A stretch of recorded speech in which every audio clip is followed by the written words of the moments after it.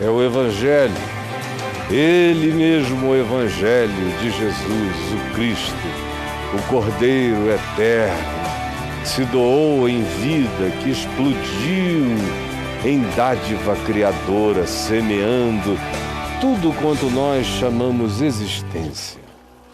Hoje, segundo aos Coríntios, segunda carta de Paulo aos Coríntios, no capítulo 6, prosseguindo o que eu disse ontem. Ontem eu terminei dizendo que aquele que não conheceu o pecado, Deus o fez pecado por nós, para que nele, a saber, em Cristo Jesus, sejamos feitos justiça de Deus, porque tenhamos sido justificados pela justiça que gratuitamente Jesus nos atribuiu, a dele, nos justificando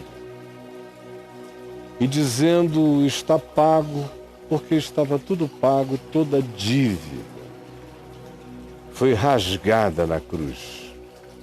Como Paulo diz aos Colossenses, está pago, toda dívida foi rasgada na cruz, porque aquele que não conheceu o pecado, Deus o fez pecado por nós, porque Deus estava em Cristo reconciliando o mundo consigo mesmo e nos constituiu embaixadores, nos confiou a palavra da reconciliação, nos estabeleceu como embaixadores no mundo, para que roguemos a todo homem, que todo homem se reconcilie com Deus, se reconcilie com o perdão de Deus, com a graça de Deus, com a justiça de Deus, que todo homem se pacifique na confiança, no amor unilateral de Deus que estava unilateralmente em Cristo, reconciliando consigo o mundo, porque aquele que não teve pecado, Deus o fez pecado por nós. Então Paulo diz: e nós, na qualidade de cooperadores de Deus, cooperadores de Cristo no mundo, de embaixadores da reconciliação, convidando todo homem a que se reconcilie com Deus por meio de Jesus, nós, nessa qualidade, cooperamos com Deus. E também nessa qualidade é que vos exortamos. Exortamos a que a graça de Deus, revelada e manifesta em Cristo, em quem Deus estava se reconciliando unilateral e gratuitamente com todos os homens, não seja vã na vida desse que diz que, além de tomar conhecimento, também crê. Tomou conhecimento, diz que creu no que recebeu como informação, mas não praticou como princípio para a vida, não preparou a terra do seu próprio interior para que a semente dessa graça dê o fruto de vida, segundo os sinais de vida, os frutos de vida, ensinados, anunciados, validados, indicados por Jesus. É nessa qualidade que nós chegamos aqui, como eu chego hoje, com temor e tremor, e te exorto, meu irmão, aqui na sua vida a graça de Deus não seja em vão. Que ela dê fruto, que o Evangelho não fique no âmbito da periferia da sua existência, não aconteça nas zonas ermas do seu ser. Ao contrário, traga-o para um lugar limpo em você, onde haja uma boa terra, afofada com humildade, com umidade de contrição, com o amolecimento do ser, do coração, para que em você a graça de Deus não tenha sido anunciada em vão. Porque é Deus que diz, não perde essa oportunidade. Eu te ouvi no tempo da oportunidade, eu te socorri no dia da salvação, que era o dia da tua angústia, da tua carência. Por isso, não tornes a graça de Deus vã na tua vida, depois de provares a reconciliação e o amor de Deus. Não deixes que isso murche, desapareça na sua existência, porque eu disse presente. Presente. Quando tu disseste, Deus, onde estás? Eu te disse, eis-me aqui. Eu te ouvi no tempo da oportunidade, te socorri no dia da salvação.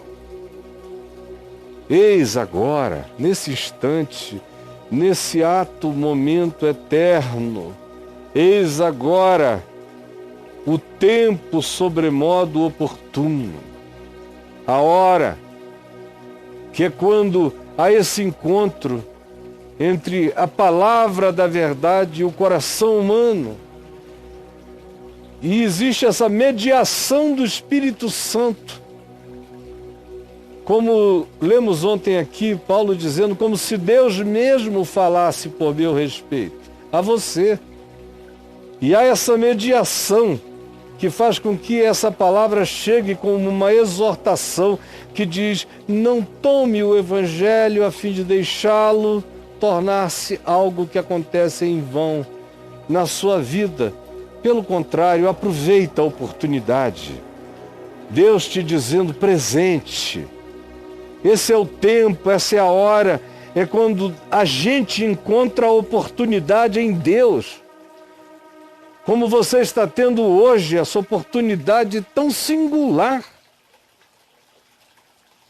para que este seja agora o dia do perdão, da salvação, da reconciliação, do encontro,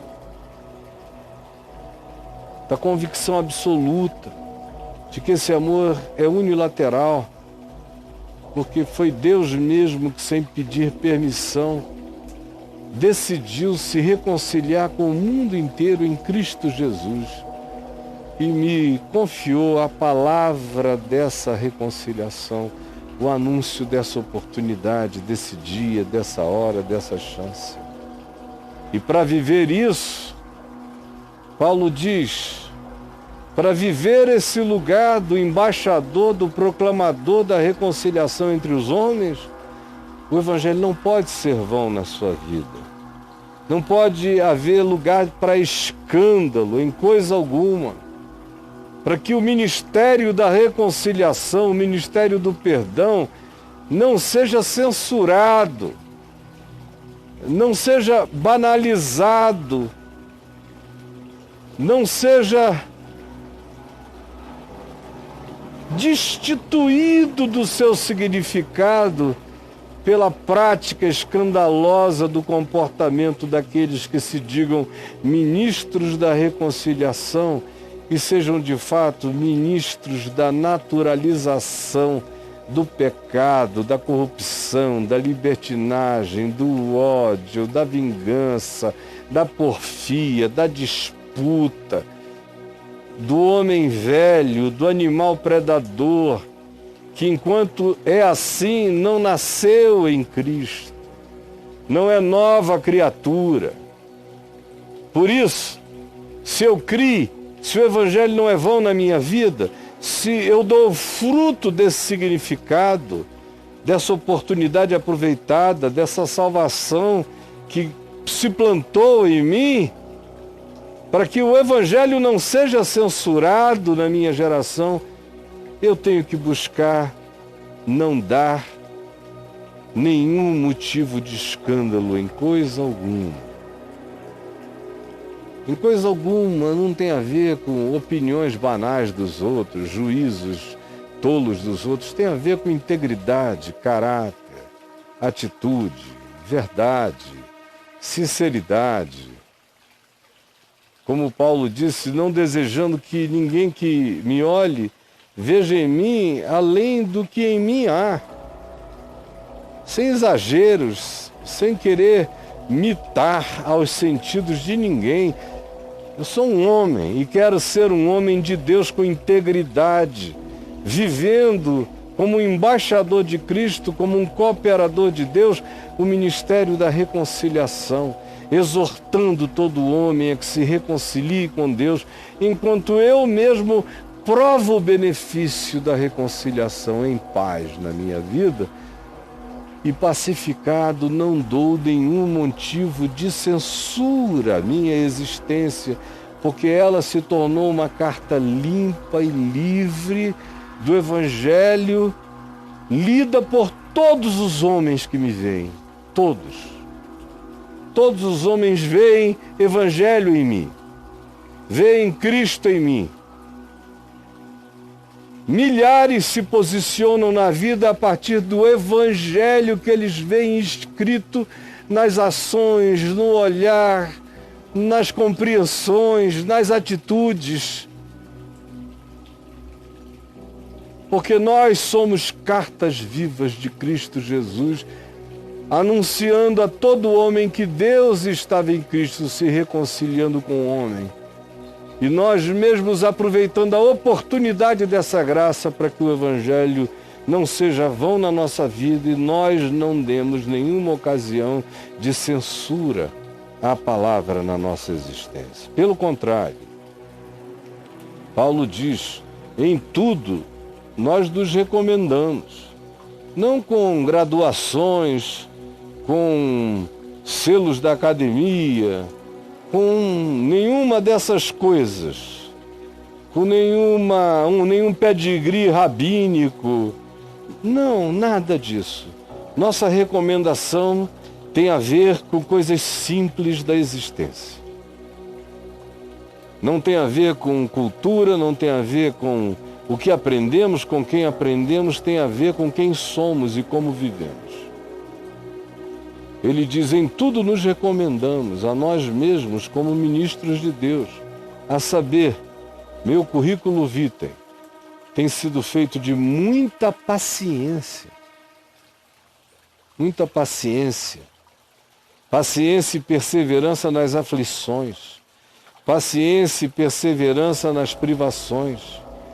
Paciência, perseverança e esperança nas angústias, resiliência nos açoites, nas prisões, nas confusões, nos tumultos, nas polêmicas, nos muitos trabalhos, nas noites indormidas, nos jejuns espontâneos e forçados.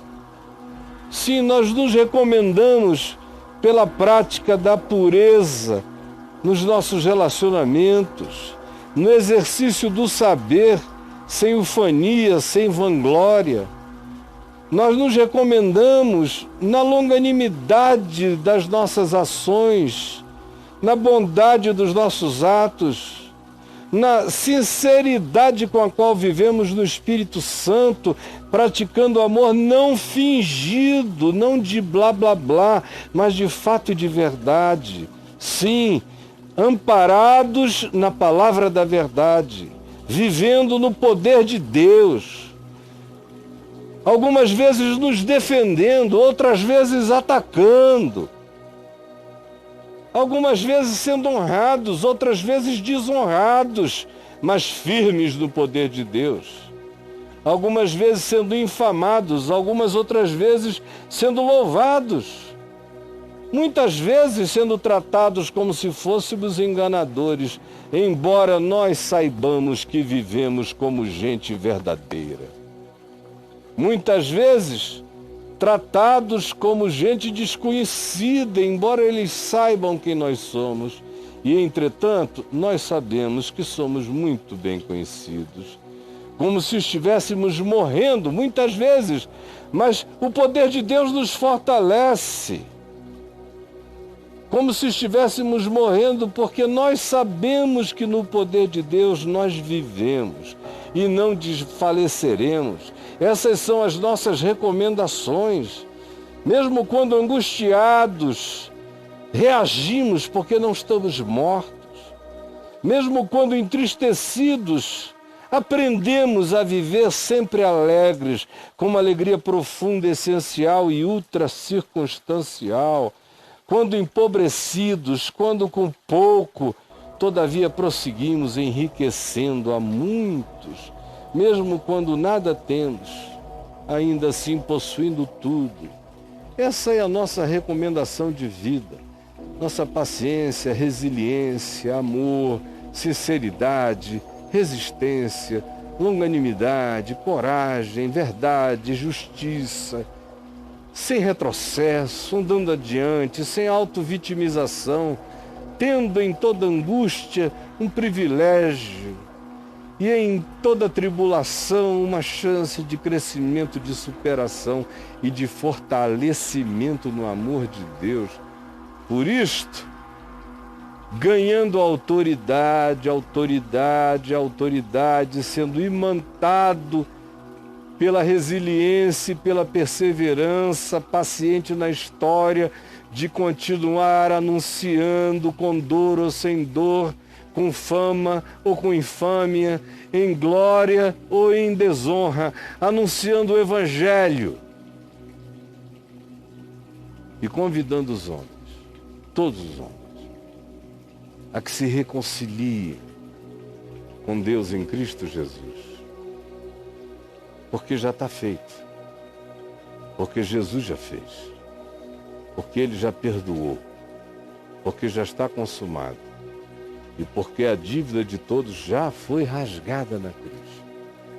O escrito de dívidas que havia contra nós e que constava de ordenanças foi inteiramente rasgado e encravado na cruz. E é de graça. Eu criei. Por isso Ele também me confiou a palavra da reconciliação. E é por isso que eu falo como embaixador do reino de Deus para você, convidando a você que ouça a voz unilateral desse convite. Porque se hoje eu amo alguma coisa, foi porque Ele eternamente me amou primeiro.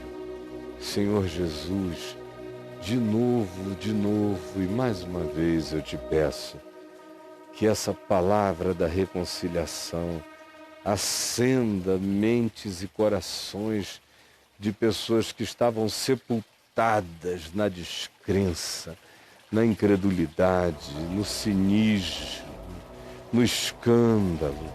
Por favor, acorda-as pela voz retumbante do teu amor.